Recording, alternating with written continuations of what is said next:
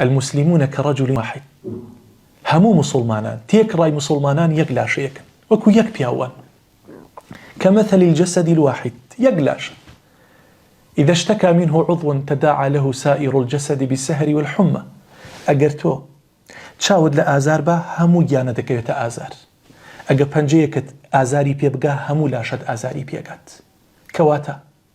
أم 2 ملياري كوا قواهي توحيد عن داولة سر أمزوية مسلماني اللي هر شويني بيت توشي آزارنا راحتي بيت أبيت تو هسكيت أو آزارنا راحتي توشي توبوه أبي حسب معاناة مسلمانان بكيت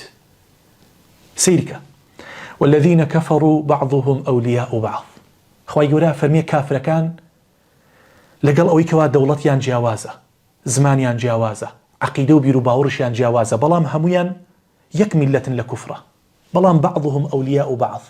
هميان دجيتو يكيان قرتوه هميان بوسر خستني برنامج كفريان يكيان قرتوه بملحد وبعلماني وبتشب وبليبراري وبهمو أفكار وأيديا كانوا دجبتو بعضهم أولياء بعض كأيان بيني هميان باوش بيكترياكن هميان لكونغرا يقدنقن برانبر بمسلمانان إلا تفعلوه تكن فتنة في الأرض وفساد كبير. خواهي يقول هرشمان ليدا أقر إيوج يك جسد نبن حسب معاناتي يكترينكن وكو يقلاش سيري يكترينكن تكن فتنة في الأرض وفساد كبير. چاوەڕی فتنەیەکی زۆر گەورە بکەن و فەسادێکی زۆر گەورە سەر تاپا زەوی بگرێتەوە مسلمانان تووشی بن. بۆی عەزیزانی خۆم لە ئێستادا مسلمانانی فەلەستین تووشی ئازار و ئەشکەنجێکی زۆر بوونە. ئاگر و تەیارە و ئاسن ئەبارێ بەسەریانە. مناڵی بێتاوان خەڵتانی خوێنەکرێت. ئێمە ئەبێ هەست بەو معاناتە بکەین چونکە ئێمە خۆمان ئەو تاڵاوەمان چەشت. بۆیە مسلمان لە هەر شوێنێک بێت هەر لوغەیەکی هەبێت هەر ڕەنگێکی هەبێت هەر لیباسێکی لەبەرا بێت ئێمە بە لاشەی خۆمان ێزانین ئێمە وەکو خۆمان سەیریەکەین بە برای خۆمان ێزانین ئینەمە المؤمنون ئیخوە مسلمانان لە هەر شوێنێ بن برای یەکترین مسلمانان دۆست و پشتیوانی یەکترین لە ئێستادا ئێمە تەنها یەک شتێکمان لەدەست دێت دوعاکردن خوای گەورە سەریان خا بەسەر دوژمنانی دینە و یەقینشتان وێت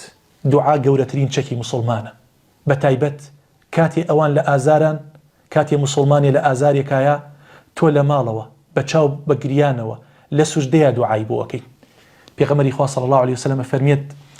ما من دعوة أسرع إجابة هیچ دوعایە هێندەی ئەوە بە پەلا گیرا نابێت بە سەریعی گیرا نابێت من دعوة غائب لغائب دوعای برایەک کەسێک بۆ کەسێکی غایب کە ئەو لێرە نییە کە ئەو نادناسی ئەسەن چی زمانێکیشت هەیە لە چی وڵاتێکا دانیشتوویتە ئەو ڕەنگە ئێستا لەژێر ناڕەحەتی خۆیان بێ بەڵام تۆ لە ماڵەکەی خۆتەوە ئەو ئاگای لێ نییە دوعای بۆکەی خوای پەروەردگار ئەو دوعای تۆ گیراکات بۆ یەک گەورەترین چەکی من و تۆ لە ئێستایە کە مستەضعەفین دوعاکردن عەزیزانی خۆم ئەگەر بە دوعایەکیش بێ برا خوشکەکانی خۆت لە بیر مەکە لە هەر شوێنێکا مسلمانێک لە زیندانایە لە ئازاری خەستەخانەیە لە ئازاری لاشەیەتی لە هەر شوێنێکایە لە ژێر چەپ و داگیرکاری دوژمندایە